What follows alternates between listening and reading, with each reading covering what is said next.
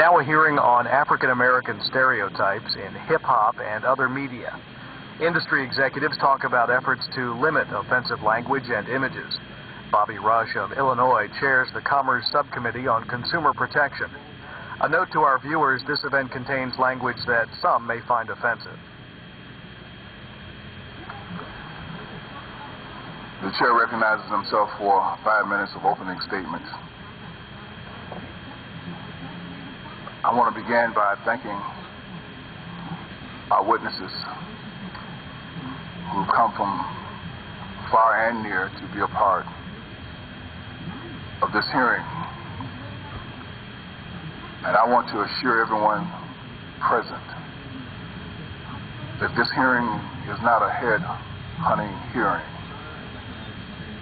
This hearing will be a positive hearing. I hope to come away from this hearing on this day with a foundation to move forward in our nation. This is not the end, this is just the beginning. We have a crisis in our communities throughout this nation. There is a culture of death that permeates our society. It is the responsibility of this Congress, as it is the responsibility of each and every one of you, to be a part of the solution as opposed to being part of the problem. So I am looking forward to developing and to engaging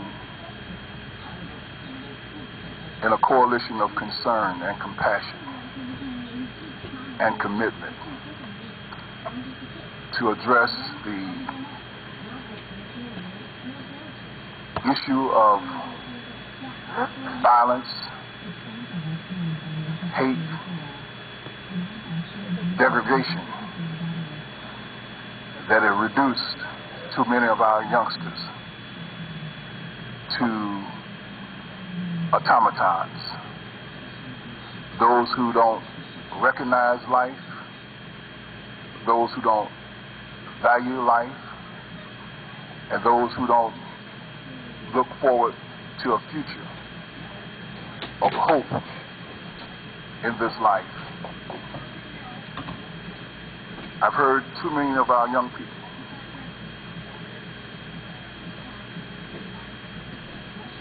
looking and expressing a future that ends before they're 25 years old. They don't think that they'll live to be 25 years old. Indeed, some say as early as 22. They don't expect to live to see 22 years of age. The statistics,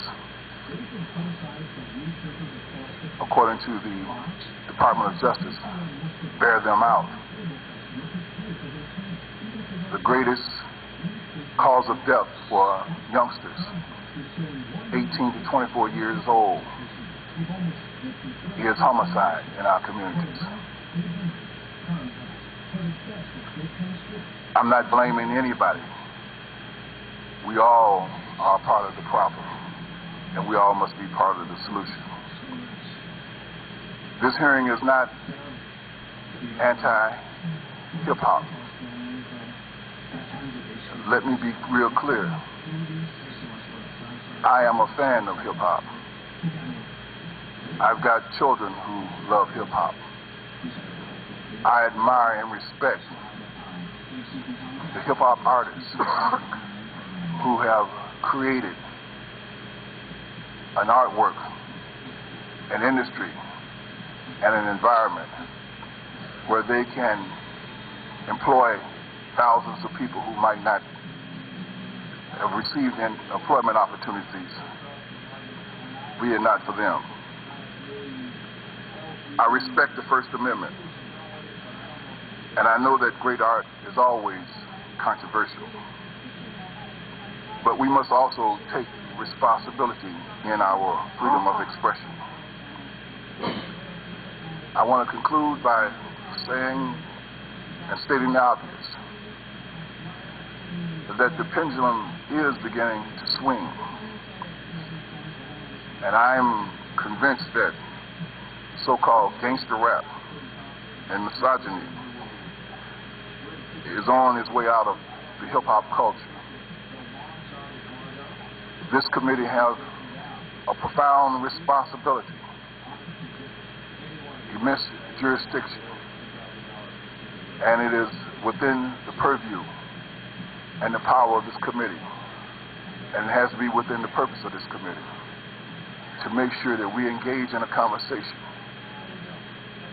that deals with this issue, that confronts the fabric of this nation and threatens the fabric of this nation, its families, its communities, its institution, indeed its foundation. We can do no more or nothing greater than to open up this discussion, remove the biases, the hypocrisies, and the hype. We've got to have an honest discussion. Our future depends on it. I yield now to the ranking member, my friend from Florida, Mr. Stearns, for 5 minutes. Good morning, and thank you, Mr. Chairman. I just want to echo your sincere comments that you speak from the heart. We all have interest in this subject, and I want to thank you for calling this hearing. Looking at the witness list on the panel 1 and looking at all these CEOs, we could certainly appreciate how much their hourly rate together would be for their time. So we appreciate your taking your time to come to speak to us this morning. The chairman talked about the violence, the hate, and the degradation that exists and why it continues to flourish. I think it's worthwhile to discuss this in light of some of the entertainment we see in a very small segment, but an important segment. And obviously it's disappointing for members of Congress to have this issue brought before us in terms of decency in our civil society, and to see how it continually profoundly affects our country. But this committee has jurisdiction in this area, and we should be looking at this. I had a hearing when I was chairman of this subcommittee dealing with the video game industry and how it impacted our children. As many of you will note, at that time, the Grand Theft Auto was the subject of that hearing, and in particular, a segment of that video game dealing with hot coffee, which was a portion that was imported into the Grand Theft Auto to create pornography. And I note that because of our hearing, the video game industry seemed to respond to the pressure we provided and the outrage from the public and from this committee. In the wake of hearings I held in the Congress last session, the rating board has strengthened its review process, and the industry is offering many new tools to parents to help them. Indeed, the Federal Trade Commission has found that the video game industry is policing itself from production to the retail stores. So I commend them for their good work, and I note, Mr. Chairman, that these hearings do provide pressure in themselves. So sometimes we look to perhaps legislate, perhaps we look sometimes to influence, and perhaps this hearing will bring influence into this vital area. Music and images can be powerful influences on our children's mind, and I think Congress has been down this road many times, debating regulation of speech and commerce. Many of us wonder whether it would be appropriate for Congress to issue a legislative solution. I'm not sure we're able to do it to this difficult problem. We are a nation founded on the principle, as you mentioned earlier, Mr. Chairman, of freedom of speech, and we are usually united in our efforts to export that core principle to countries and governments that censor their people and their media. So obviously we don't want to ban the liberty and freedom of speech, the idea of liberty of freedom of speech. We want to be able to have people to express themselves, particularly in oppressive regimes, perhaps like China. But however, there is today a lot of vulgarity in both the entertainment and the video game industry that we're concerned about, which has a major influence on our children. The problem is often a decision of what is packaged and what is marketed, but that primarily is determined by what sells. So a lot of what we see in our culture is perhaps something that these companies and other companies are providing because that sells. Whenever it sells quickly, it's imitated, and across the industry, other people come up with new favorites. I don't necessarily believe there's a conscious decision to determine the content companies will sell before market analysis shows what is popular, and that's perhaps a key question of this hearing. Numerous examples demonstrate that consumers in the United States have certain tastes that the entertainers cater to. Content that does not sell usually disappears. However, there are other forms of entertainment that still survive and sell well. Nursery rhyme books, animated movies, and religious books all have their audiences and are produced precisely because the publishers and producers know they will sell. It is rare that a successful business is set up solely to satisfy a market niche without some indication first that the product will sell and will be well received.